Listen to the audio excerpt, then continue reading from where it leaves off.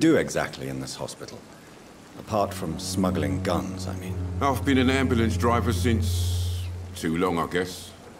I bring sick people here night and day. It's a dirty job, but I get it done. Most of the time.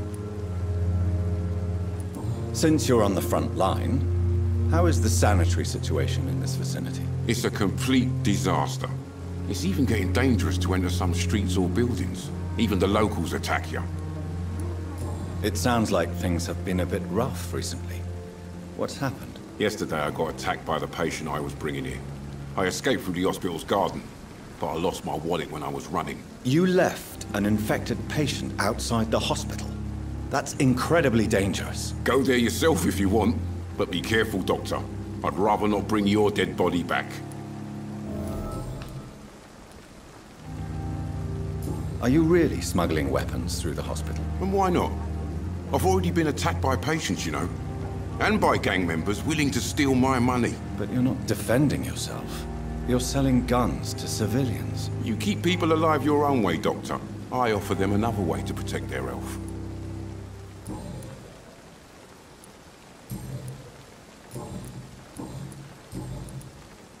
I'd like to see your goods. Wise choice, Dr. Reed. A reliable gun is what everybody needs these days.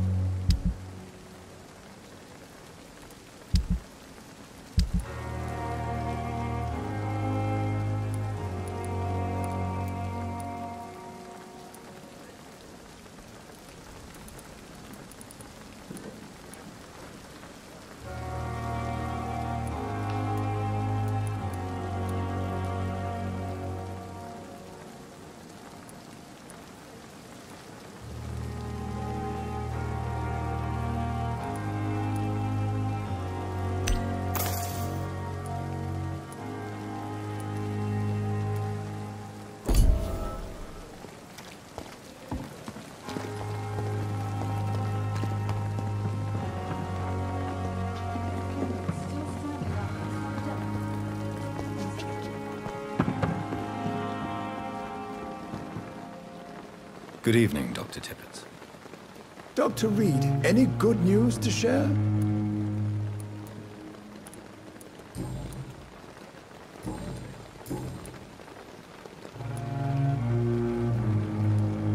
You're exhausting yourself, Corcoran. No. We must keep on healing all those poor souls. Nurse Brannigan is worried about you. She should not have told you that. I will have a word with her. You don't have to blame her for her honesty. I'm not that... Goodbye, Dr. Tippett.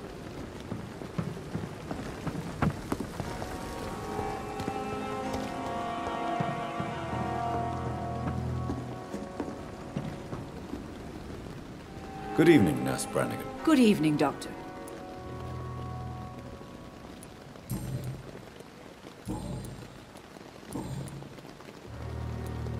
Why does Dr. Tippett claim you're the main reason he keeps working, despite his fatigue? If it wasn't for him, I probably would have left the Pembroke years ago. Dr. Tippett does not think of you as just a nurse anymore, does he? If you're suggesting he's not taking my gender into consideration when it comes to medical practice and knowledge, I really hope he doesn't.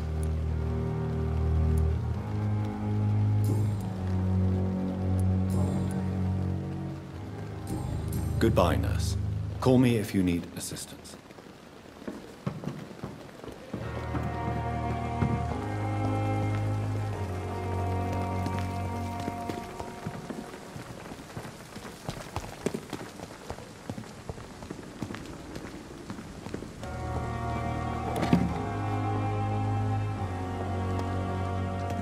Dr. Swansea is right. This place seems perfect to conduct. Good evening, miss. I'm Dr. Reed, the new surgeon at the Pembroke Hospital.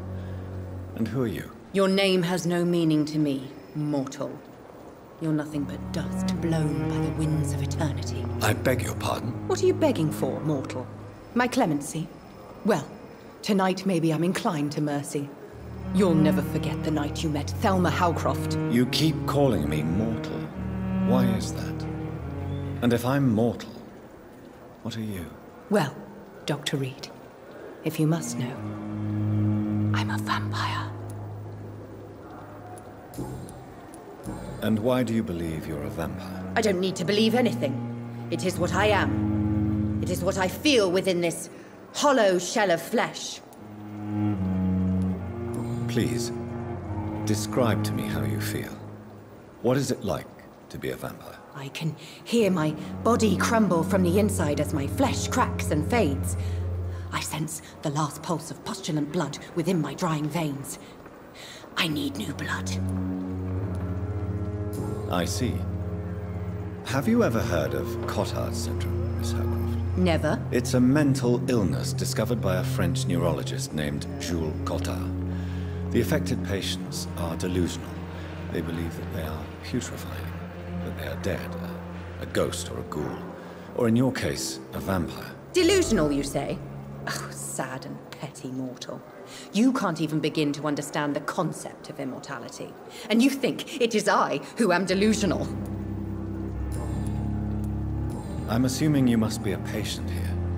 Am I right, Miss Howcroft? It's only a cover. To hide from my enemies. I can leave whenever I want. As a woman, a spirit, fog, or bat. Who are these enemies you mentioned? Can you describe them? I cannot say for sure. But I sense their eyes on me from nearby. I feel them watching me every time I visit the garden near the morgue. The staff here are not your enemy. They're here to help you, to care for you. I'm not speaking of the doctors in white. I'm speaking of the men and women who hunt me. For I am a vampire! I see. Don't worry. These people will not find you here. I'll personally make sure they leave you alone. Thank you, mortal. But do not interfere with them, for you are no match for those that hunt me.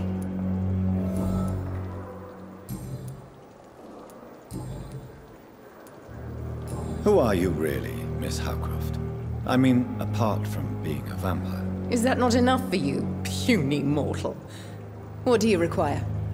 Proof of my powers? I'm curious to know who you were before becoming a vampire. It was such a long time ago, I don't remember. Centuries of unholy life can have strange effects on one's minds, you see?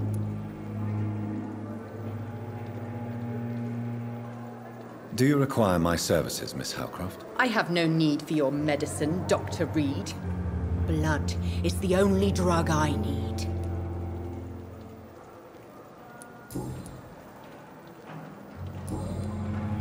I'll leave you, Mistress of the Dark, to your nocturnal activities.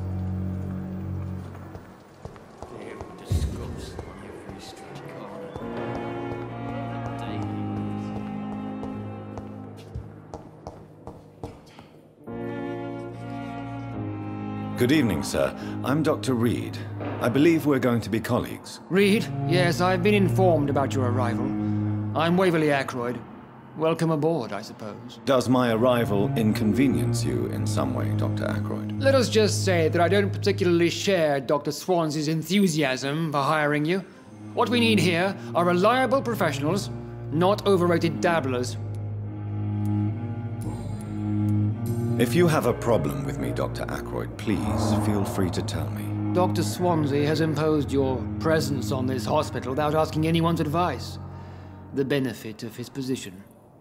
But I don't agree with it. I know we've never met before, but I believe this hospital could use all the help it can get. You will agree with that, I'm sure. Oh, but I have heard about you, Dr. Reed. Of course, you can't say the same about me, since I have not wasted my time courting the press.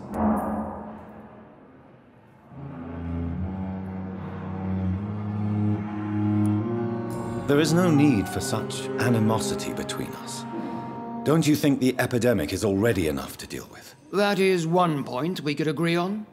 And that is precisely why I want to be sure that you will be of help to this hospital instead of a burden. Since your tenure in this hospital is longer than mine, perhaps you can tell me more about this place. Let's just say I'm tired of the carelessness around me. I have always respected the skills of Dr. Swansea, but over time his enthusiasm has become displaced.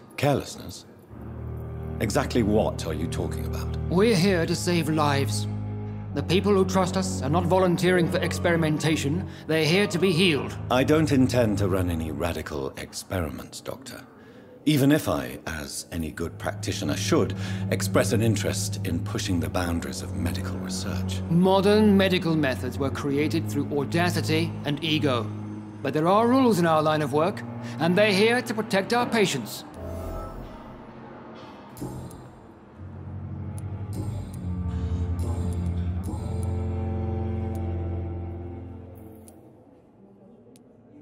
I don't know what you've heard about me, but I have already proved my value as a practitioner. I don't question your skills, Dr. Reed, but your motive. Is it money, fame, or are you truly dedicated? And what exactly is that supposed to mean? I served in the war just like you. But unlike you, I did not use the wounded to play the modern sorcerer. Be careful what you insinuate, Dr. Ackroyd. I only want you to admit you used those men to improve your theories.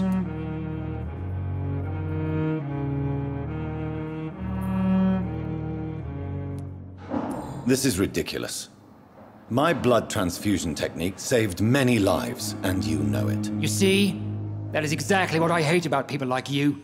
You avoid this kind of accusation instead of facing reality. It seems you have bad memories of your military service. I refuse to see this industrial slaughter as scientific progress. War only reveals the worst in men. We can at least agree on something, Dr. Ackroyd.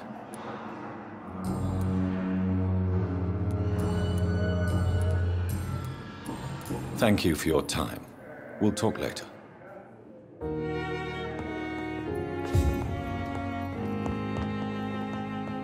My sweet girl reads me like a book. I never could keep anything from her. What can I do for you, Doctor? Thank you, Nurse Crane. I will not let you down, my boy. Good evening, sir. I'm Dr. Reed. May I help you? I don't know if a third opinion is needed. Your colleagues are already arguing about my condition. I see. Would you mind telling me more about your situation? I'm Harvey Fiddick. All I want is to get me bloody arm fixed properly. Tell me about yourself, Mr. Fiddick. I'm just a regular guy waiting to get his arm fixed, so I can return to work and to my family. I was more curious about what you were doing before being hospitalized. I'm a carpenter, and a good one too. But that means I need both arms to feed my family, Dr. Reed. Are you satisfied with your treatment here? Well, it's clear that I've chosen a bad time to be injured. Forgive my bluntness, but you seem overwhelmed by cases of the flu. I won't lie to you about it. I'm afraid we are. Are you sure you don't want to operate yourself, Dr. Reed? I have the feeling you're very capable. And your colleagues seem to think so too. In other circumstances, you would be right. But for now, I don't think I can take on the responsibility. My apologies. Tell me about the doctors who are arguing about your case. Strickland and Ackroyd. They both want the best for me, but there's a lot of pride there. Doctors are no different from carpenters, it seems. What do you mean? I often had professional arguments with rivals on a building site. Difference is, I disagreed about wooden nails, not flesh and bones.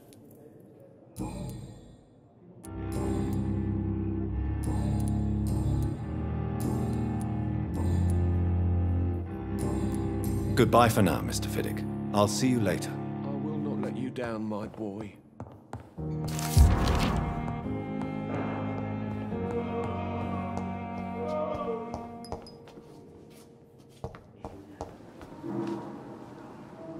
I'm quite busy right now, Dr. Reed. Thank you for your time. We'll talk later.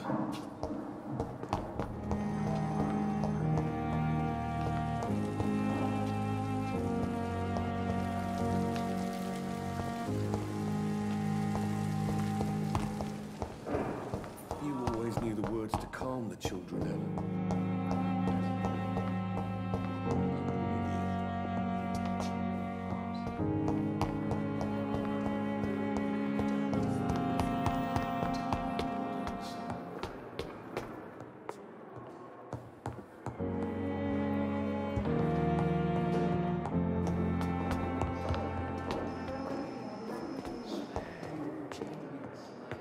Good evening, Dr. Tibbets. Dr. Reed, any good news to share? Goodbye, Dr. Tibbets.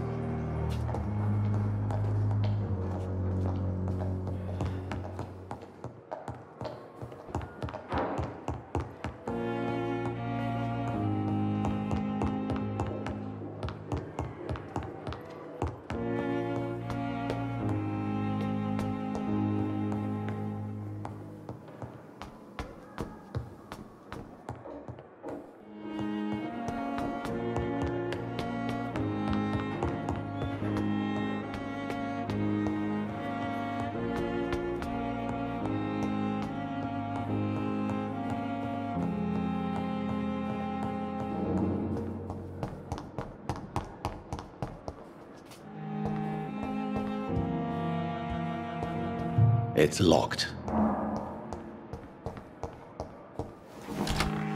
This must be the place. It's definitely away from prying eyes.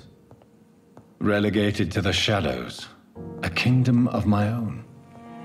At least I won't be sleeping in a coffin.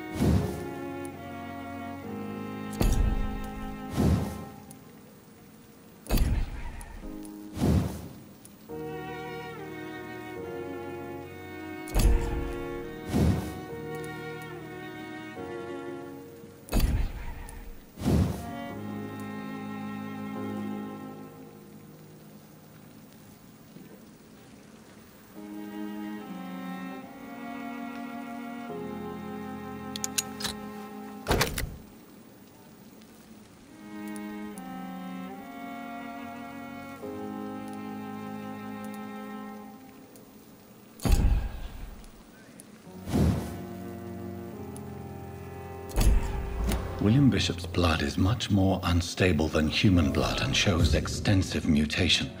But this is not what happened to me. I must keep on searching. The sun is about to rise. I can feel it. I'll continue tomorrow night. I have so much time now.